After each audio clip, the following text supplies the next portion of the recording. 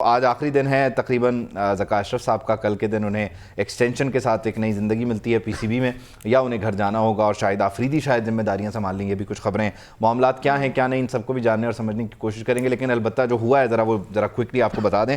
आज शाहिद आफरीदी और ज़का अशरफ की मुलाकात हुई है। ये उस मुलाकात के मनाज़िर आप अपनी टेलीविजन स्क्रीन पर देख सकते हैं।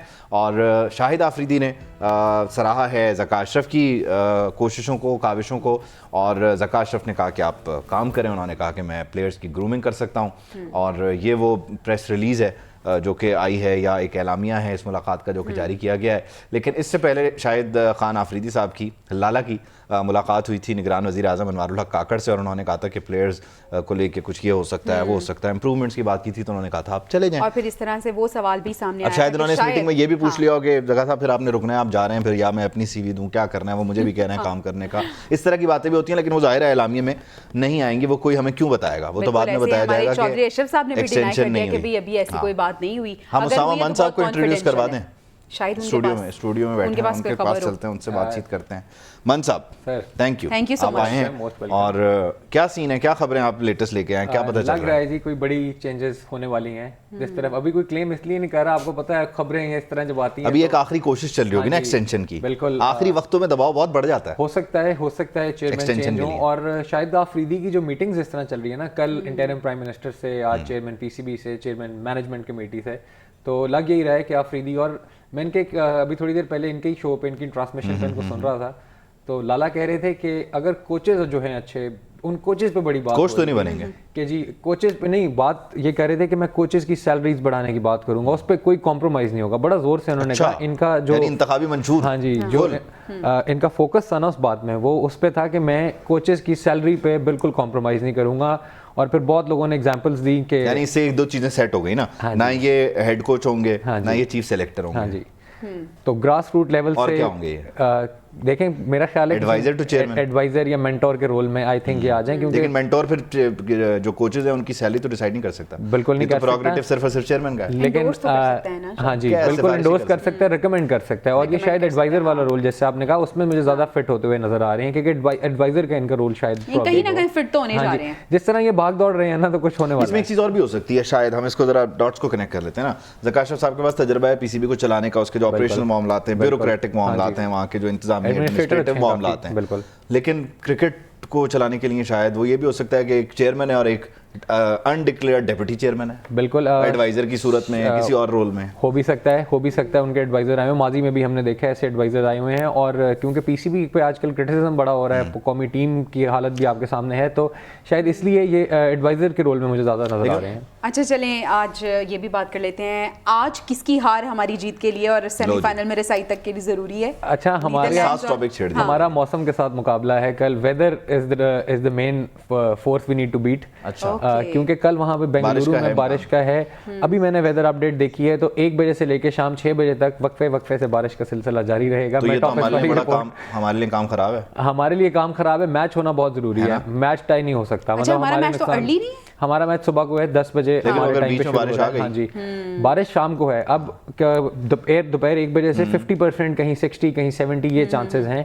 लेट्स सी कि मुझे लग रहा है कि मैच हो जाएगा, ओवर शायद कट करने पड़े उनको। और ये विश हमारी सबकी है कि कल बारिश ना हो, क्योंकि जो भी होना है हमें पॉइंट चाहिए। और पॉइंट हमें जीत चाहिए, हमें जीत चाहिए। अगर पॉइंट मिला तो हमारी मौत है भाई। जीत चाहिए, मैच खत्म होगा हमारे फेवर में, हमने जीतना मैच बहुत जरूरी है। अच्छा, कल ये तो चक्कर नहीं है, कल हमारा न्यूजीलैंड मुझे ये बताया, मैं इसमें पूछना चाह रहा हूँ कि इसमें ये तो नहीं है कि हमने बहुत अर्ली मैच को कंक्लूड करके वो रन रेट को बेहतर करना है? 80-70 रन्स का, 80 to 85 रन्स का मैं पढ़ रहा था कहीं पे। हाँ जी के है, लेकिन मेरा नहीं ख्याल बात रन रेट पे आएगी। न्यूजीलैंड का रन रेट हमारे से बहुत अच्छा है, हमें बहुत बड़े मार्जिन से हराना पड़ेगा। हमारा फोकस यही है कि हम अपने 2 मैच जीतें, पहले हराने की दुआ करें, न्यूजीलैंड अपने बड़े मार्जिन से हराने की दुआ करें। हम तो बड़े दिनों से कह रहे हैं कि ये अब हमारे हाथ में 20% रिजल्ट है, 80% हम रिलाई कर रहे हैं और लोगों पे, दवाओं पे और बाकी चीजों पे। अच्छा उसामा, ये भी तो है ना कि अगर ओवर्स हम कम करते हैं तो फिर वो एक और प्रेशर एलिमेंट, हम तो जागते ही जरा 20 ओवर्स के बाद हैं। टॉस बड़ा इंपॉर्टेंट होगा, फिर वो पहली बारी वाला आज आई थिंक टीम के साथ जो उनके स्टाफ होगा, वो जो मैनेजमेंट में होते हैं लोग, वो उनको बता रहे होंगे कि कल मौसम ऐसा होगा, और आवर बाय आवर उनको अपडेट दे रहे होंगे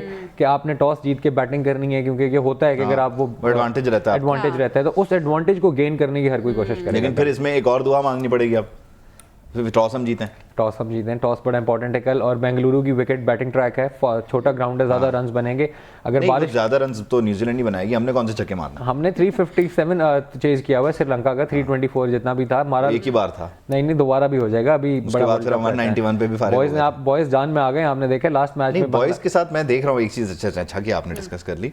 साउथ अफ्रीका के खिलाफ हम बिल्कुल आखिरी ओवर में जाके जागे और वो सारे लोग जेलिन हो गए, मिल गए और फिर वो एक दूसरे को गले भी मिल रहे हैं, और वो उससे पहले नहीं था। पहले तो एक दूसरे को आंखें दिखा रहे थे और माहौल जरा टेंस था। उस दिन सबने ट्वीट, उसके बाद नेक्स्ट मैच में पहली बॉल से शाहीन ने जब अटैक लिया तो टीम पूरी जेल्ड इन थी। बिल्कुल। क्या हुआ है, किसी ने कोई डांटा वांटा है? नो, आई थिंक इंजमाम का स्कैंडल काम कर गया। एक उस दिन ये टाइमिंग बड़ी इंपॉर्टेंट है कि उसी दिन इंजमाम का वो स्कैंडल आया, खैर इंजमाम का रेजिग्नेशन आया।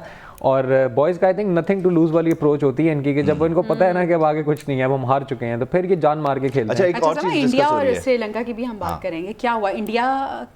इंडिया ने टोटली, इंडिया के सारे मैचेस वन साइडेड कैसे? जबरदस्त बॉलिंग हुई है इंडिया की। और वो लगता है ऐसे जैसे मैल्कम मार्शल बॉल कर रहे हैं, या डेनिस लिली बॉल कर रहे हैं, या वसीम अकरम बॉलिंग कर रहे हैं। I think it's finally time for India to celebrate their bowlers. India हमेशा अपनी बैटिंग लाइनअप की वजह से जानी जाती थी, अब आके आई थिंक वो प्राउडली कह सकते हैं कि बहुत अर्ली है ये कहना, क्योंकि इंडिया जैसी अपनी होम कंडीशन से बाहर जाएगा, कहीं भी और जाएगा, उसकी बॉलिंग ना चली, फिर बॉलिंग चलती है। वो घर के शेरों के लिए तो खैर मशहूर है ना। मोहम्मद शामी की हमेशा से अवे परफॉर्मेंस ज्यादा अच्छी है, सिराज की बहुत अच्छी है। ये वही टीम थी जो ऑस्ट्रेलिया में टेस्ट मैच हरा के आए थे, तो बॉलिंग इनकी अच्छी थी, अच्छी इंप्रूवमेंट हो रही थी। अब इनके पास बैकअप्स बड़े अच्छे हो गए। हार्दिक पांड्या इंजर्ड हुए, वो शामी को लेके, और शामी ने 2-3 मैचेस में 14 विकेट कर दिया, 5-4-5।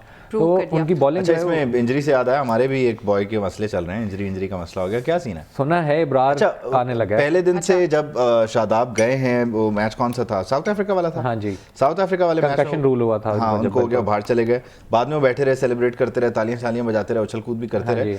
तो अक्सर लोगों ने ये कहा ट्विटर और अब का एक्स पे कि ये कुछ गेम और है। तो फखर ने भी तो कहा था घुटने का मसला है, और अगले मैच में आपने बैटिंग देखी है, तो ये मसले मसाइल चलते रहते हैं। और फिर अब अचानक शादाब की जगह अबरार आ रहा है, क्या चक्कर है? आई थिंक कंकशन रूल से नहीं रिकवर हुए होंगे। ऑफिशियल स्टेटमेंट ये होगा कि अभी तक इन्होंने रिकवर नहीं किया अपनी इंजरी से। तो अनऑफिशियल क्या हो सकता है? अनऑफिशियल ये होगा कि भाई तू परफॉर्म नहीं कर रहा, बैठ और इब्रार को चांस दे। इन पे बड़ा क्रिटिसिज्म हो रहा है कि इब्रार को नहीं खिला रहे, इब्रार रिजर्व में क्यों है? खैर ये भी एक बड़ा अच्छा पॉइंट है। देखिए 45 डेज का टूर्नामेंट है, आप रिजर्व वाले प्लेयर्स को ऐड करने की इजाजत होनी चाहिए थी। 45 डेज आप उन 13 लड़कों के साथ, 15 लड़कों के साथ खेल रहे हैं जो पूरी दुनिया में लीग्स खेल के अब आगे वर्ल्ड कप खेल रहे हैं। तो इतना लंबा वो जो ड्यूरेशन है, उसके लिए आई थिंक 17 या 18 प्लेयर्स। हसन रिकवर हो गए?